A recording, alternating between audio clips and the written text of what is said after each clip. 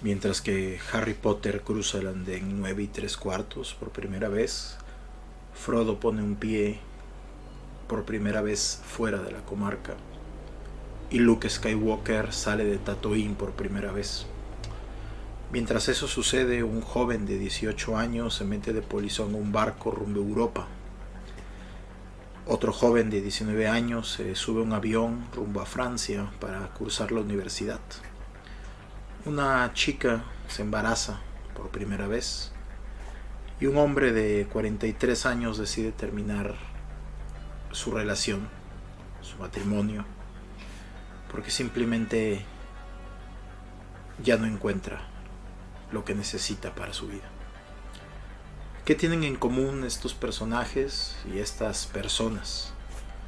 ¿Qué tienen en común y qué tienen que ver con lo que hablamos en este podcast? Bueno, todos estos personajes están en el quinto paso, el que da el título a este capítulo de El Camino de los Reyes, el paso de cruzar el umbral. Así que hoy sean bienvenidos a este podcast. Yo soy Yahvé Alexander y vamos a hablar qué sucede después de que los héroes han oído la llamada, le han hecho caso, han encontrado a su mentor y han encontrado y entrenado con su talismán. ¿Qué es lo que sigue? Pues bueno, lo que sigue es quizá el paso más difícil de todo el camino de los reyes, del camino del héroe. Porque lo que sigue es la primera gran prueba a la cual muchos no pasan, donde el camino termina antes de comenzar. Así que sean bienvenidos y bueno, comencemos. Pero antes de comenzar vamos a contestar algunas preguntas que se quedaron en el tintero de programas pasados. Aquí la primera pregunta que Miguel me hace es ¿cómo encuentro a un mentor? Bueno, hay mentores formales, mentores que la sociedad se ha encargado de poner ahí en nuestro camino, como por ejemplo maestros, entrenadores de algún arte marcial, de algún deporte, maestros de música, de pintura, los propios maestros de la escuela. Creo que esos son los más obvios, pero también hay mentores informales, mentores que no necesariamente tienen el cartel de que son maestros, pero lo son. Puede ser algún familiar, algún vecino, ese viejito extraño que está todo tiempo afuera de su casa. Puede ser aquella señora que parece bruja, que todos los niños de la cuadra tienen miedo, sin embargo guarda pues conocimientos y secretos importantes. Yo creo que los primeros, no todos tienen la vocación. Hay que entender que un maestro no necesariamente es un mentor. Hay gente por ahí que tiene el trabajo de maestro, pero no tienen la vocación de la mentoría. Recordemos que una de las partes fundamentales del mentor es que él ya hizo su camino del héroe. Obi-Wan ya había sido un Jedi, sabía de lo que estaba hablando, conocía el camino, él mismo fue alumno de Qui-Gon. Todos los maestros de Hogwarts fueron alumnos de Hogwarts y así podríamos irnos de corrido, ¿no? Entonces, no todos los maestros son mentores, porque no todos los maestros han hecho su viaje del héroe. Por decirlo de alguna manera, hay algunas personas allá afuera que son NPCs. Vamos a utilizar este concepto. Simplemente es gente que no avanzó hacia lo extraordinario y por lo tanto son gente ordinaria, cuyo rol, en resumen, es hacer bulto, es rellenar la película. Pero también hay otras personas que sí han hecho su viaje del héroe y esas personas tienen este brillo, por así decirlo, ¿no? En realidad creo que son fácilmente reconocibles. Contestando la pregunta de Miguel, ¿dónde los encuentro? En todos lados. Simplemente hay que saber observar y hay que tener la valentía de acercarse a ellos. Hay una frase de un libro de Robert Fisher, El Caballero de la Armadura Oxidada, que por cierto es un libro que recomiendo muchísimo. Creo que tiene una de las visiones más divertidas e interesantes del viaje del héroe. Creo que es un libro que pueden leer desde muy jóvenes hasta los adultos. Ahí hay un personaje, es un arlequín que dice una frase, dice: ahora difícil os parece, pero cuando el alumno está listo, el maestro aparece. Y para serles franco, en mi vida y en mi trabajo he visto que es verdad. Es verdad que cuando estamos listos aparece esta figura. Pero hay que estar abiertos a que no siempre los maestros son como nos lo imaginamos. El mismo Don Willy no era para nada un mago con un sombrero y una barba blanca. Sin embargo, hay que tener tanto la apertura como la valentía de que si ellos no aparecen o creemos que no están apareciendo, nosotros acercarnos a ellos. Otra pregunta que me hacen por aquí es: ¿cómo encuentro mi talismán? ¿Cómo encuentro eso en lo que yo soy buena, mi pastel de colores? Nosotros ya sabemos en qué somos buenos. Lo primero es experimentar. Lo primero, y sobre todo en las etapas tempranas de la infancia, aunque nunca es tarde, como padres, como hermanos mayores, como mismos mentores, hay que pedirle a los chicos que experimenten, meterlos en clases de muchas cosas, de muchos deportes, de muchas artes, ¿no? Tener un ojo avisor para estar listos y preparados para ver cuáles son las inquietudes de los niños. Hay niños que naturalmente se sienten más afín a las cosas, hay otros que se sienten más afín a las palabras, hay otros que se sienten más afín a las personas, y esos ya son indicativos de más o menos cuál va a ser el camino, que claro que va a requerir pues cierta experimentación, cierta prueba y error. Entonces, como jóvenes hay que experimentar muchas cosas. Obvio, dentro de esas cosas pues muchas no nos van a gustar, muchas no nos van a salir, pero otras sí. Nosotros vamos a sentir ese llamado, ¿no? Ese llamado de me interesa esto, me interesa lo otro.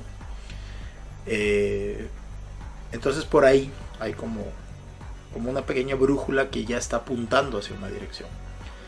Pero un poco más adelante del camino, cuando ya estamos un poquito más desarrollados, cuando ya tenemos algunos gustos y algunos talentos evidentes, yo creo que la mejor forma de conocer cuál es nuestro talismán es lo que decía en el podcast pasado: abrir nuestra mente a lo que los otros nos dicen. Cuando otras personas nos dicen: oye, cantas muy bonito, quiere decir que tengo un talento para cantar. A mí me gustan mucho los idiomas, y entender la diferencia entre un idioma y otro, creo que es entender el pensamiento de esas personas. En inglés, la palabra gift es tanto un regalo, por ejemplo, un regalo de cumpleaños, pero también se puede traducir como talento o don. Es decir, que los talentos que nosotros tenemos son regalos también. Es interesante porque es tanto un regalo que, por así decirlo, la vida nos dio el don de cantar, nos dio el don de escribir, nos dio el don de ser empático, nos dio el don de luchar, pero a su misma vez también es un regalo que nosotros le podemos dar al mundo. Nosotros podemos regalarle al mundo nuestras canciones, nuestras palabras, nuestra fortaleza, nuestro combate, etc. Entonces, muchas veces nosotros estamos como cegados un poquito por nuestro propio ángulo de visión. No confiamos en nosotros mismos, pero la gente que nos quiere, la gente que está a nuestro alrededor, generalmente pues lo puede ver, ¿no? Nos puede decir: oye, eres muy bonita, hablas muy bien, buen derechazo, me gustó tu poema. Entonces también esos son indicativos de quizá por aquí es el camino, ¿no? O sea, si todo mundo me está diciendo que soy bonita, por poner un ejemplo, quizás sea interesante percibir y experimentar un camino en el modelaje, en la actuación, en la fotografía como modelo.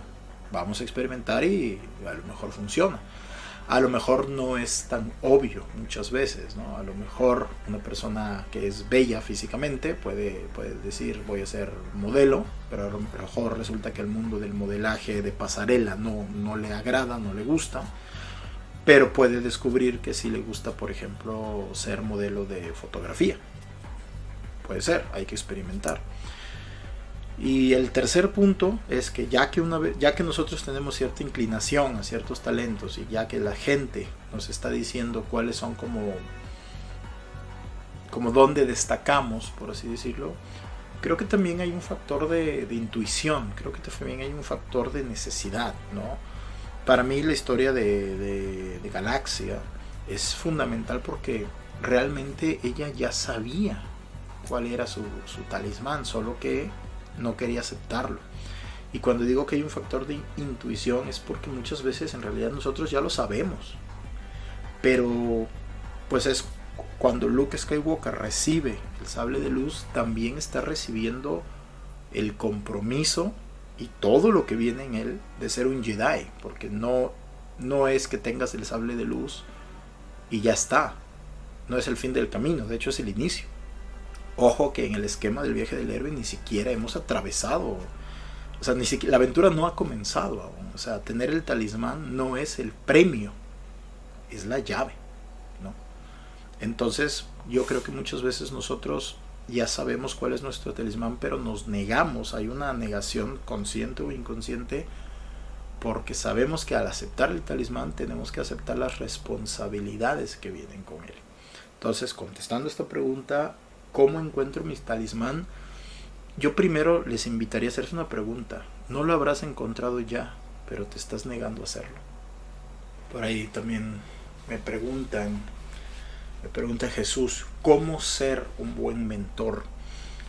Antes que nada, muchas gracias por las preguntas y los comentarios que me hacen en el podcast. Muchas gracias Jesús, muchas gracias Miguel, muchas gracias Sara, muchas gracias Bárbara, muchas gracias Adrián, y muchas gracias a todos por preguntarme. Pero bueno, contestando esta pregunta de Jesús, ¿cómo ser un buen mentor? Bueno, tienes que hacer el viaje primero. No me acuerdo si lo dije en el podcast sobre el encuentro con el mentor, pero la palabra sensei, que todo el mundo traduce como maestro, no es la traducción exacta.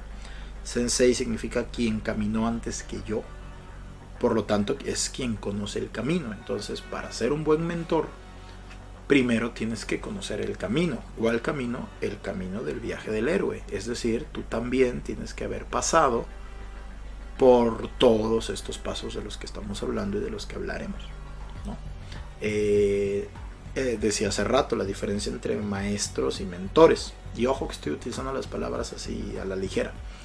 Estoy grabando a las 6 de la mañana. Entonces, un maestro tiene el conocimiento, un mentor, un sensei tiene la experiencia y por ende la sabiduría. Entonces, para ser un buen mentor, tienes que conocer el camino. Y para conocer el camino, tienes que andarlo. Entonces, aquí habría que hacer una división. Si tú no has hecho el camino, ve y ándalo. Y si ya hiciste el camino o lo estás recorriendo, continúa haciéndolo, porque definitivamente ya eres un buen maestro. Y aquí me quiero detener a decir, no tenemos que completar todo nuestro viaje del héroe para ser mentores. Como bien dice la palabra sensei, es quien caminó antes que yo, o quien conoce el camino. A lo mejor, por poner un ejemplo, uno de nosotros va por el paso 7, él ya puede ser mentor de todos aquellos que vayan en el paso 6, 5, 4, 3, 2 o 1, porque ya conoce un poco más el camino. No tiene que haberse, por así decirlo, no tiene que graduarse uno de héroe para ser mentor, ¿no? Con que vayamos un poquito más adelantado, ya es suficiente. Y aquí también hay otro concepto dentro de las artes marciales japonesas, que es el senpai. El senpai es precisamente ese alumno que va más aventajado, y entonces por lo tanto pues ya puede enseñar a los kohai. Los kohai son los principiantes, ¿no? Entonces, por poner un ejemplo, en el box está un maestro o alguien que ya, pues él mismo fue alumno, participó en algunos torneos, ganó algunas medallas, conoce la experiencia. Él sería el sensei porque caminó antes que todos los demás. Pero digamos que tiene una alumna que lleva ya 5 años entrenando bajo su tutela, tiene algunas experiencias, algunos combates, algunas derrotas, algunas victorias. Ella sería la senpai, porque también va adelantada en el camino, aunque no es una maestra. Y pues, no sé, los chicos nuevos serían los kohai, ¿no? Los principiantes. Obviamente, un kohai tarde o temprano se vuelve un senpai, y un senpai pues se puede volver un sensei, ¿no? Entonces, más que una cuestión de jerarquías, es como una cuestión de tiempo y experiencia, ¿no? Entonces, contestando la pregunta de Jesús, avanza en el camino y ya eres sensei y por lo tanto maestro. Por ahí también Sara me pregunta ¿qué literatura recomiendas para una madre soltera? Pues no solo para una madre soltera, sino para absolutamente todas las mujeres de este mundo, y lo digo muy en serio. Recomiendo el libro Las diosas de cada mujer, de la psicóloga americano-japonesa o japonesa-americana Jen Shinoda Bolen. Vuelvo a repetir, Las diosas de cada mujer, de Jen Shinoda Bolen.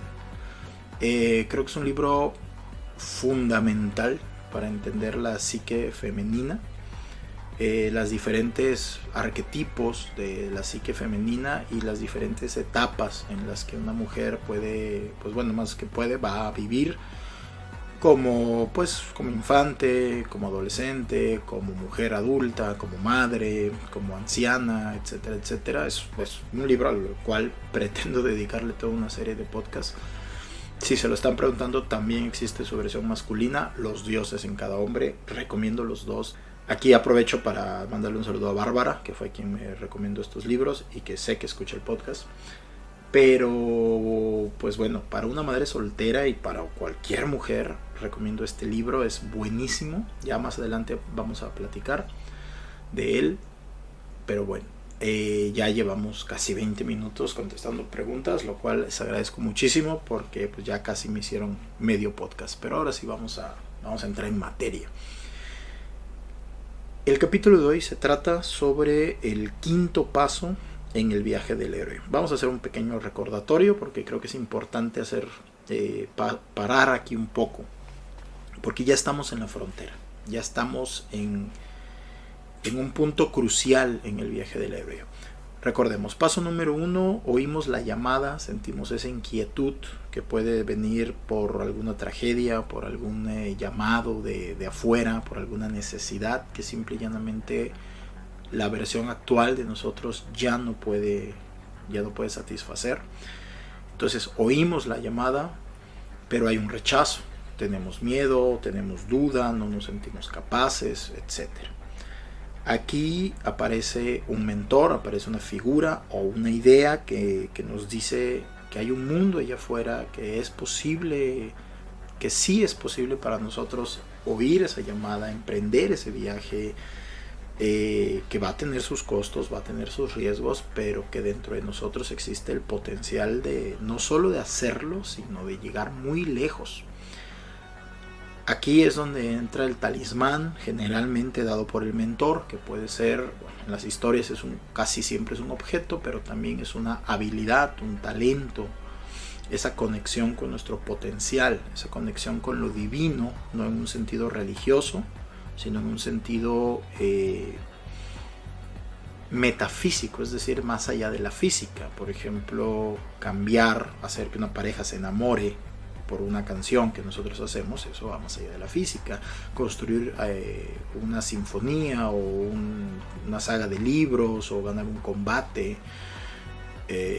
eso va más allá de la física. Entonces el maestro, el mentor nos da ese talismán, nos enseña a utilizarlo. Aquí podremos estar en una secuencia de entrenamiento, ¿no? O sea, no es que nos lo dé y ya salgamos. Hay que entrenar, hay que aprender a utilizarlo, hay que perfeccionarlo lo más posible. Pues nunca, el trabajo nunca se acaba, pero va a llegar el momento donde tarde o temprano hay que entrar a este quinto punto, que es cruzar el umbral. Si ustedes buscan en Google o en mi Instagram, nos damos cuenta que este esquema del viaje del héroe está dividido. Hay una división clara, donde hay una frontera entre el mundo ordinario y el mundo extraordinario. Les voy a poner el ejemplo con Harry Potter. Creo que es una de las mejores formas en las que ha estado retratado, pero ya me van a ir entendiendo, ¿no? Harry Potter vive en el mundo ordinario, el mundo mogul, el mundo de la no magia. Él ya es un mago. Recordemos que el potencial ya está en nosotros, incluso antes de que nosotros sepamos. Y bueno, pasa todo lo que pasa casi al inicio de la película, ¿no? Obtiene la llamada, que es la carta de Hogwarts, aparece el mentor, que en este caso sería Hagrid, se le da el talismán. Cuando Hagrid le dice que es un mago, le abre el potencial a la magia. También ahí, más adelante, la varita va a ser como una representación física de ese potencial. Pero hay una parte que es fundamental para todos, y yo me he dado cuenta que a todo el mundo le gusta, que es cuando Harry cruza el famoso andén 9 3/4. Para los que no han visto Harry Potter, que no creo que exista alguien, pero por si no lo han visto, véanla. El andén 9 3/4 es, pues, tal y como suena, un andén en una estación de trenes, que aparentemente es una pared de ladrillo, es algo mundano, y los muggles, los no mágicos, ni siquiera lo perciben, o más bien lo ignoran, porque para ellos no es nada. Pero para entrar a la verdadera estación de trenes, por así decirlo, a la estación de trenes mágica, que creo que tiene un nombre, no me acuerdo ahorita cuál es, hay que atravesar el andén 9 3/4. Y lo primero que pasa con Harry es que Harry tiene no una sospecha, sino que no lo cree, ¿no? Es como, ahí no hay nada, ¿no? O sea, ahí no hay nada. Y sus compañeros y Hagrid le dice, es que tienes que creer, o sea, tienes que hacerlo, tienes que aventarte. Y al principio no lo logra, ¿no? Es como que va corriendo y se pega y se golpea y se regresa, hasta que ya después como que entra en sintonía, por así decirlo, y en el momento en que cruza ese andén, pues resulta que no era una pared sólida, sino más bien era una pared mágica que lo lleva al mundo mágico, que lo lleva al mundo de la maravilla, que lo lleva al mundo de lo extraordinario.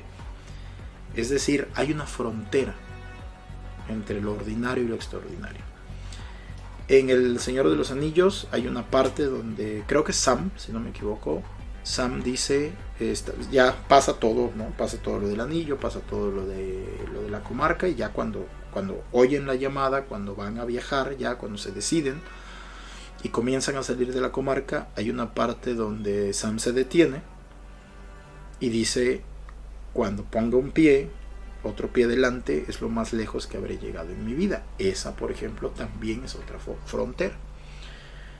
En la vida real, esas fronteras se ven, como ponía yo los ejemplos, ¿no? Al inicio, como hay fronteras reales, hay fronteras físicas, como por ejemplo salir de tu casa, salir de tu ciudad, salir de tu país. Esas son evidentes. Pero también hay otras fronteras, como por ejemplo el embarazo, ¿no? Ya estás saliendo del estado, sobre todo cuando te embarazas por primera vez, ya estás saliendo de un estado conocido, que es en el que has vivido toda tu vida, y estás entrando a un estado extraordinario, es decir, fuera de lo ordinario, que es el embarazo, ¿no? El embarazo, pues, es una cuestión que genera un montón de cambios a nivel físico y psicológico. O sea, ese también es una frontera. El hecho de... Mira, aquí acabo de recordar a Ángel. Ángel es uno de mis alumnos. Ángel tenía miedo. Bueno, él es un chico introvertido, y alguna vez su padre lo llevó al box, pero Ángel no se atrevió. Llegó como me decía él, ¿no? Me contaba que se quedó así como pocos centímetros afuera del gimnasio, de la clase, y no se atrevió a entrar. Dice que había mucha gente, mucho ruido, no se atrevió. Y entonces se regresó. pero se regresó con un sentimiento como de derrota, y esto va a ser importante más adelante. Ya un poquito después, más adelante, en un par de años, cuando ya estaba yo trabajando con él, yo lo invité una vez más al box, pero atravesé con él. Eso es importante, el mentor, no atraviesa solo el umbral, porque da mucho miedo, sino que atraviesas acompañado. El mentor te da esa seguridad, te da esa fortaleza, te da esa creencia en ti, y entonces Ángel ya pudo entrar al box. Esa fue una frontera entre lo ordinario y lo extraordinario, porque hasta el día de hoy Ángel está boxeando. Y me voy a adelantar un podcast, ya jaló a su primo, jaló a un amigo, jaló a otro amigo, y bueno, el mundo se abrió, ¿no? El mundo extraordinario se abrió. Esa es otra frontera. Hay fronteras físicas y fronteras psicológicas, aunque en realidad creo que todas son psicológicas, porque pues, las fronteras físicas no existen, ¿verdad? O sea, nosotros las pusimos ahí. Cuando nosotros vemos en un mapa, vemos dónde acaba México y dónde empieza Estados Unidos, realmente pues, nosotros pusimos esa línea, ¿no? Es una línea psicológica que, ojo, estoy diciendo psicológica, no imaginaria, y mucho menos no estoy diciendo que no sea real, es real, pero no es física. Entonces es importante entender que la primera gran barrera que vamos a cruzar es una barrera psicológica, y la primera gran barrera es el miedo. Esa es la primera barrera, ¿no? Y aquí es donde la situación se pone un poco oscura. ¿En qué sentido?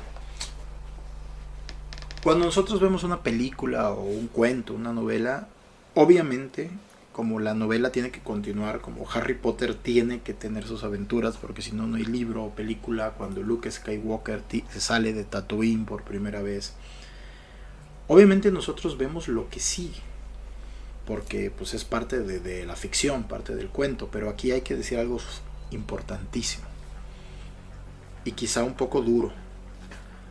Hay personas que escuchan la llamada, que aparecen sus mentores, que tienen sus talismanes, pero que no cruzan el umbral. Lo más común es tener dudas e irlo aplazando, ¿no? Lo clásico, mañana, la otra semana, el otro mes, el otro año. Es que este año no se pudo, es que mejor esto, es que mejor cuando pase esto, ¿no? Me decía Alfredo, es que si no me voy a Francia este año, voy a estar diciendo cuando tenga 20, cuando tenga 21, cuando tenga 22, cuando acabe la universidad, cuando tenga un mejor trabajo. Lo vamos aplazando, y en ese aplazamiento el tiempo pasa y el umbral no se cruza. Y hay que decirlo, no es que el umbral se cierre, pero sí es verdad que cada vez es más difícil. Vuelvo al ejemplo del deporte. No es lo mismo comenzar tu carrera como karateca o capoeira a los 15 años que a los 50. ¿Se puede? Sí se puede. Y de hecho algunas veces en TikTok o en YouTube hemos visto videos de hombre de 50 años gana tal campeonato, o un anciano de 91 años acaba la universidad. Claro, o sea, claro que se puede, pero esas historias son extraordinarias precisamente porque esas personas lo hicieron a pesar de las dificultades, ¿no? Entonces, mientras más vamos aplazando el cruce del umbral, nosotros mismos lo vamos haciendo más difícil. Entonces, eso es lo primero, ¿no? La primera gran prueba es aplazar, es decir, mañana, pasado, no estoy listo. Nunca vas a estar listo. Uno nunca acaba su entrenamiento. Imagínate que Luke hubiera dicho, bueno, es que yo salgo de Tatooine para enfrentar al Imperio y a Darth Vader cuando ya sea un maestro Jedi. No vas a ser un maestro Jedi si no haces lo que tienes que hacer. Entonces aquí viene la primera gran reflexión.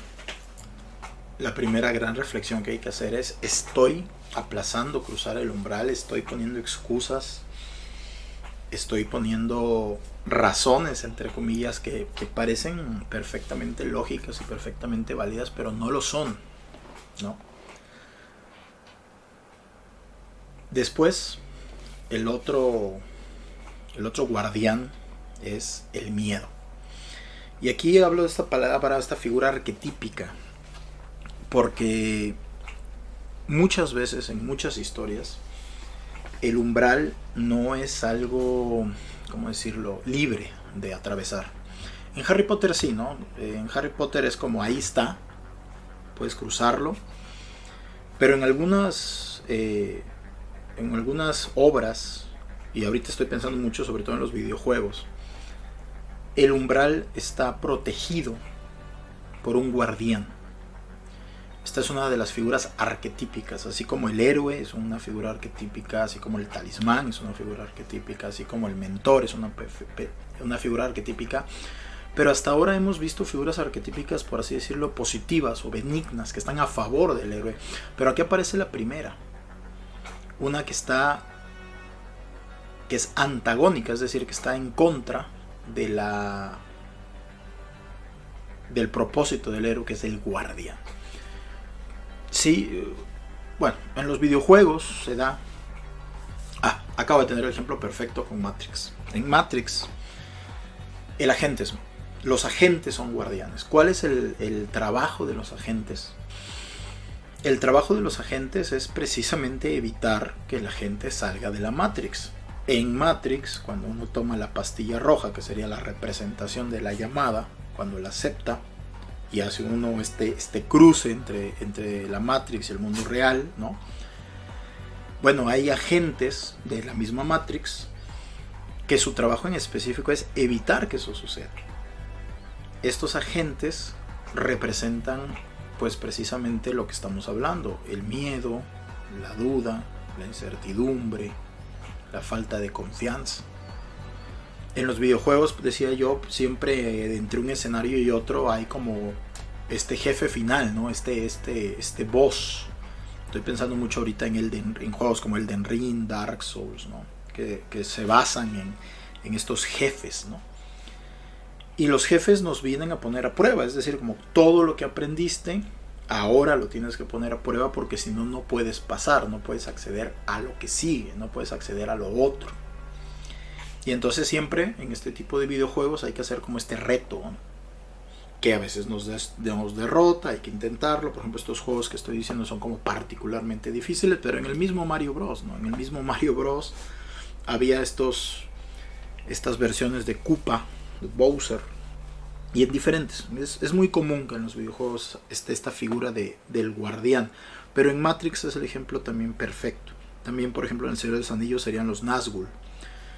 Cuando Frodo y los hobbits salen de la comarca, cuando dicen esta frase de es lo más lejos, lo primero que se dan cuenta es, si no me equivoco en la película es la escena siguiente, es que están estos jinetes negros, ojo, siempre representados, ¿no? de negro, de oscuro. Ya empezamos a tener una visión de otra de las grandes figuras arquetípicas, que es el mal, ¿no? Vamos a dejarlo ahí, más adelante vamos a hablar del mal. Pero hay fuerzas. En El Señor de los Anillos sería Sauron, en Matrix sería la propia Matrix, que no quieren que los héroes crucen el umbral. En nuestra vida, pues es esta autocomplacencia, ¿no? O incluso a veces el propio sistema, ¿no? Por ejemplo, a veces no es que el héroe no quiera hacer el viaje, sino que a veces la misma familia le dice, pero ¿para qué? ¿Para qué te vas si aquí estás bien? ¿Para qué quieres irte a otro país, a otra ciudad? ¿Para qué te quieres mudar? Hay amigos, hay familia, hay parejas que no quieren que el héroe desarrolle su potencial, o incluso la misma, por ejemplo, hay otros sistemas como la religión, como ciertas creencias, como cierto status quo, ¿no? Es como decir, ¿por qué quieres cambiar eso? Así estamos bien, ¿no? Quédate aquí para siempre. Algunos de nuestros padres, de nuestros amigos, nuestros hermanos nos lo dicen como en buena onda, ¿no? O sea, porque ellos quizá o no recibieron la llamada o no le hicieron caso, pero no lo dicen por mal. Pero hay otras personas que sí. Hay otras personas que no les conviene, por así decirlo, que crucemos el umbral. Ya sea porque vamos a cambiar un sistema que a ellos les favorece, ya sea porque vamos a demostrar que sí se puede cuando ellos no pudieron, ya sea porque simple y llanamente no lo entienden. y ya sea también porque sienten que el héroe va a amenazar su forma de vida o su forma de entender el mundo. En Matrix, yo creo que es el mejor ejemplo, ¿no? Los agentes son guardianes de un status quo que favorece a las máquinas, pero que esclaviza a los humanos. Por eso los agentes que fungen como guardianes no quieren que la gente despierte de la Matrix, porque si la gente despierta de la Matrix, se les cae abajo ese sistema.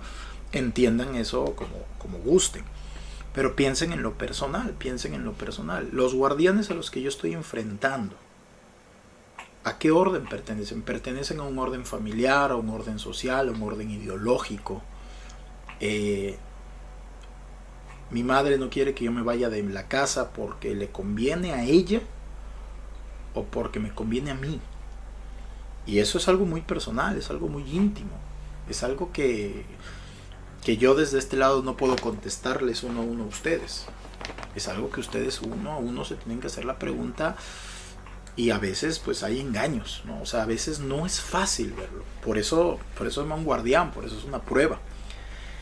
Me salto al Señor de los Anillos. En el Señor de los Anillos los Nazgûl creo que representan el miedo, ¿no? Son criaturas, son jinetes que tienen como un alarido, como un chillido.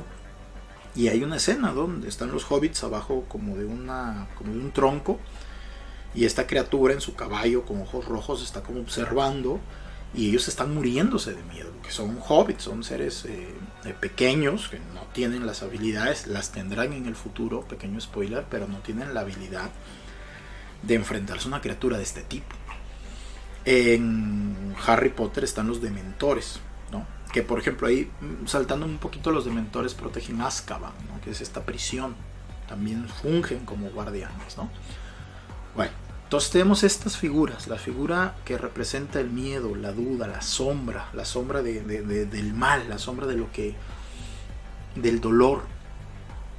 Pero recordemos que es a través del dolor donde nos fortalecemos. Recordemos que es a través de vencer el miedo donde somos valientes. Aquí cito a Linterna Verde, mi superhéroe favorito, que dice: ser valiente no es no tener miedo, es tener miedo y superar, actuar a pesar del miedo.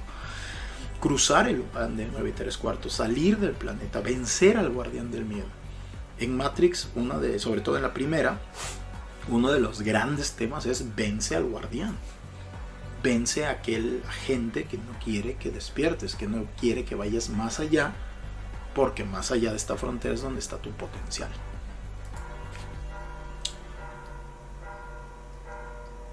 No sé si escuchan las campanas, pero quiere decir que ya ha amanecido. Ok.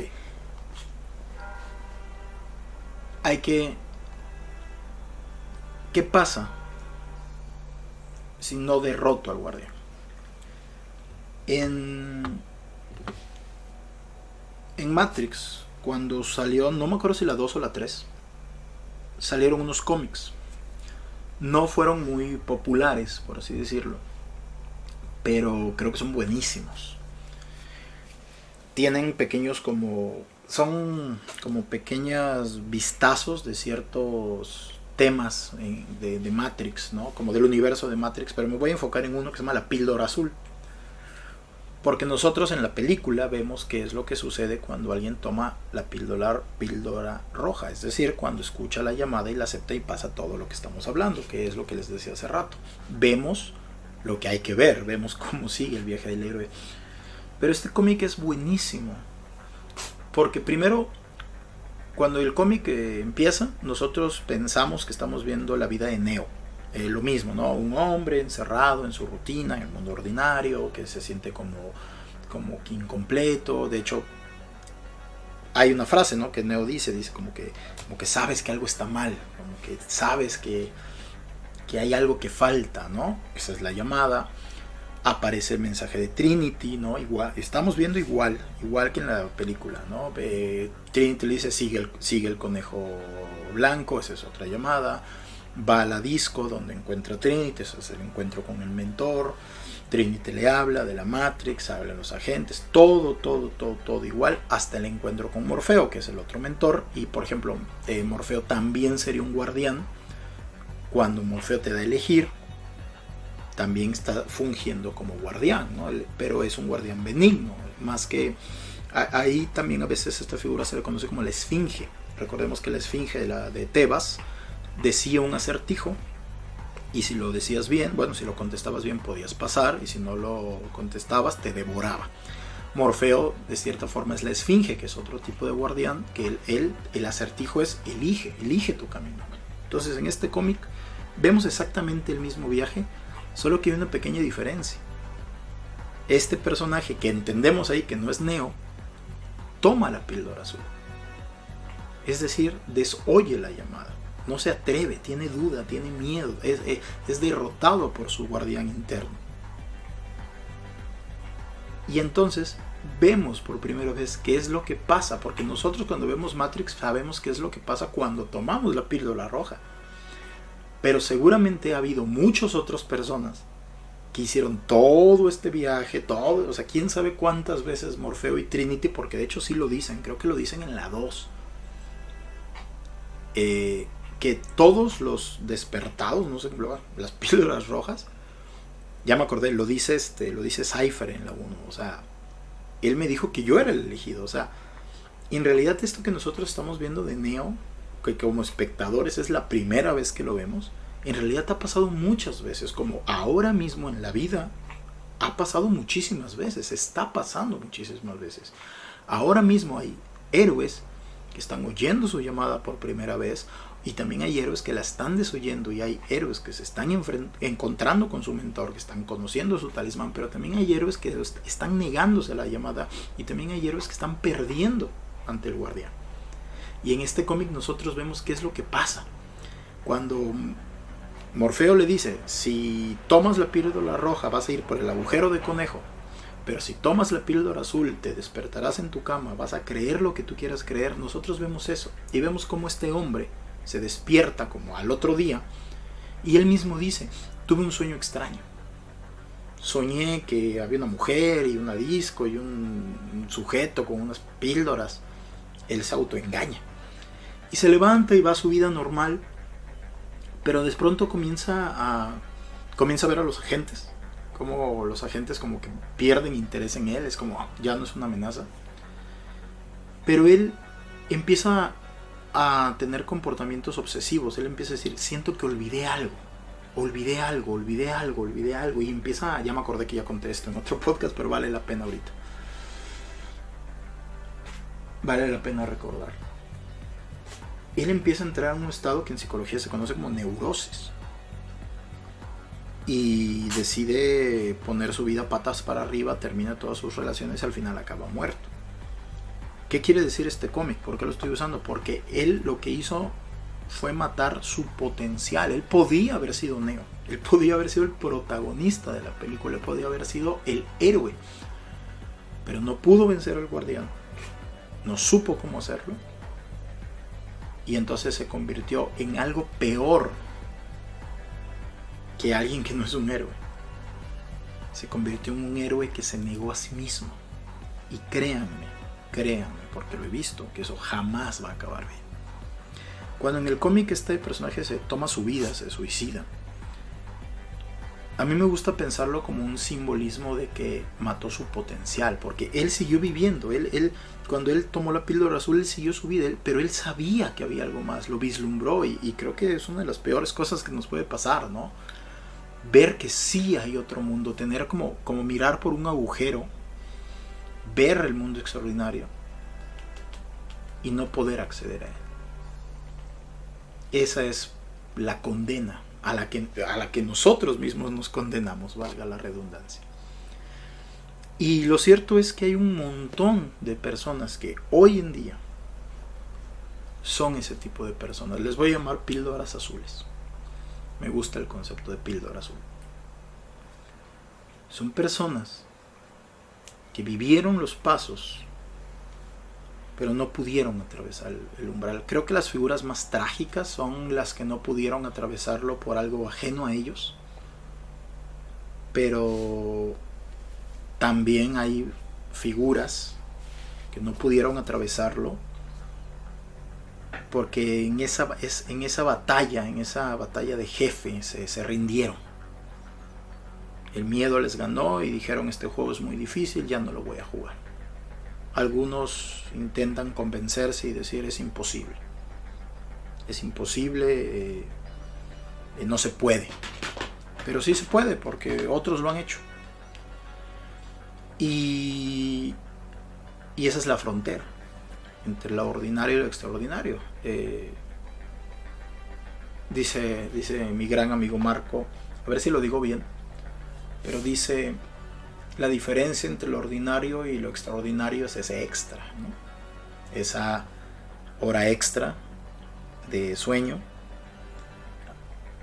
de mantenerse despiertos antes de dormir, esa hora extra de levantarse temprano, ese disco extra en el gimnasio, esos 15 minutos extra saltando la cuerda, esa hoja extra, ¿no? Esa es la diferencia. Y también ese esfuerzo extra. Entonces, cerrando un poquito el círculo,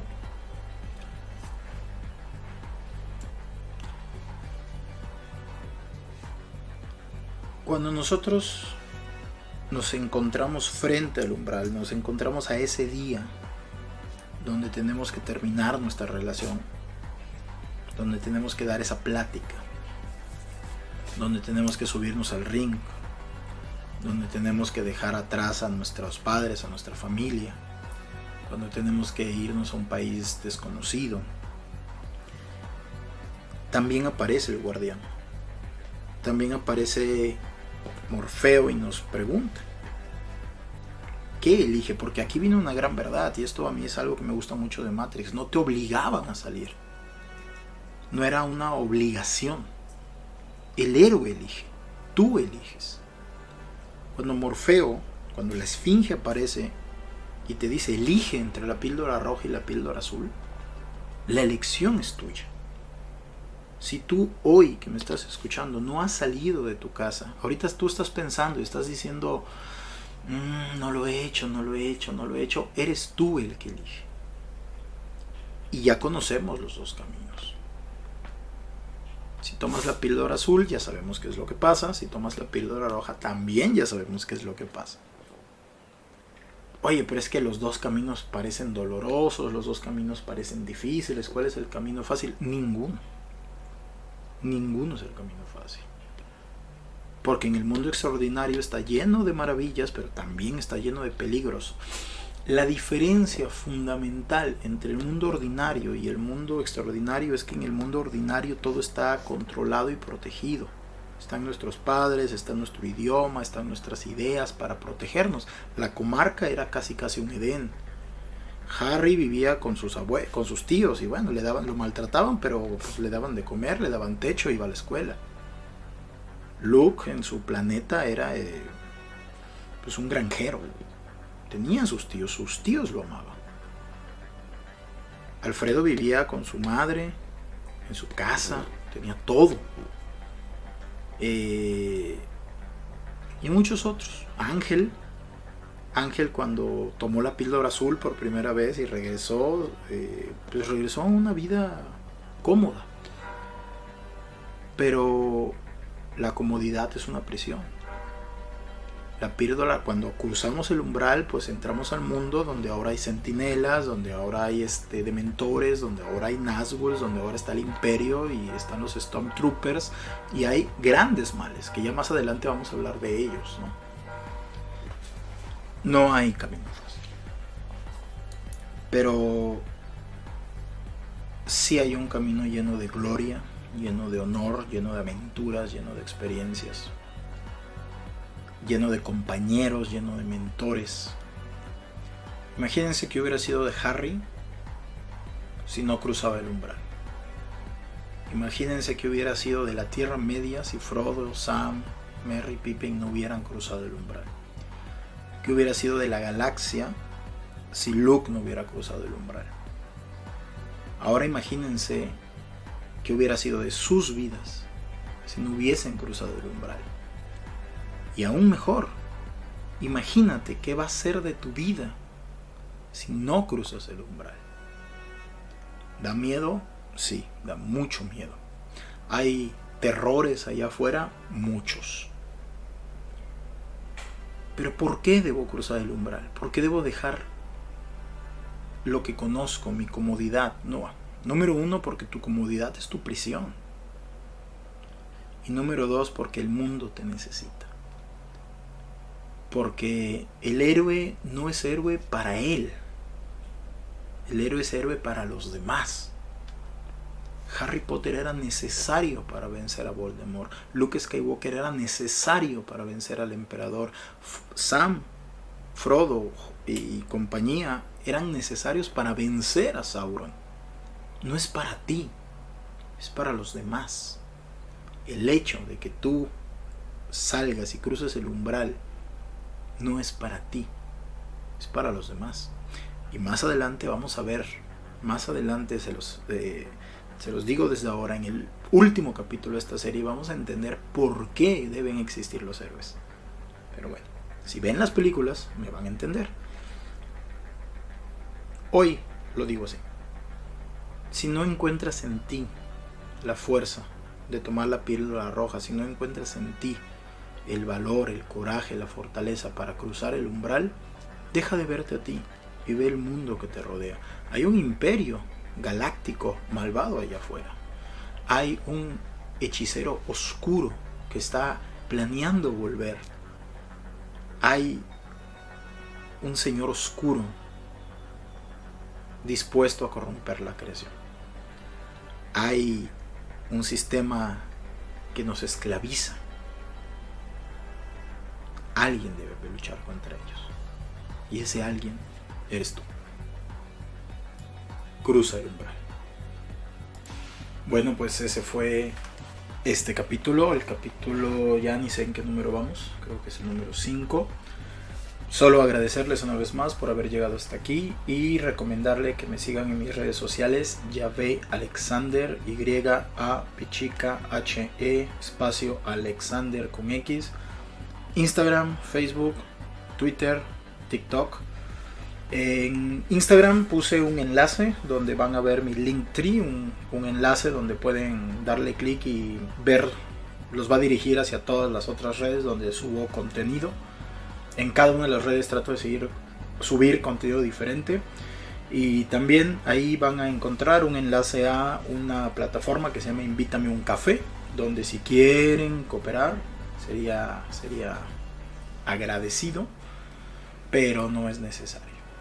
Y bueno, pues eso fue todo. Nos vemos en el próximo capítulo y un placer. Se despide de ustedes Yahvé Alexander. Hasta luego.